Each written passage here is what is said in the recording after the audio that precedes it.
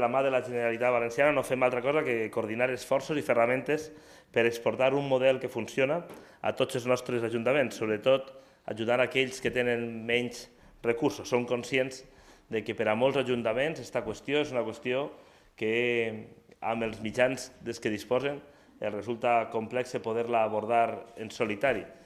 I entenem que la transparència no té a veure amb el tamany.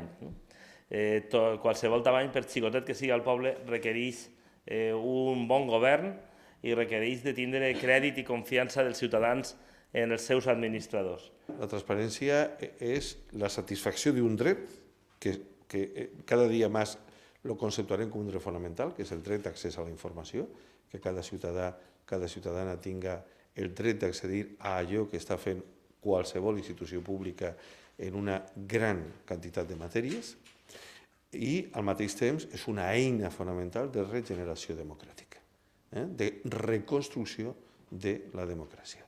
És, per tant, un instrument de proximitat entre les institucions i el ciutadà.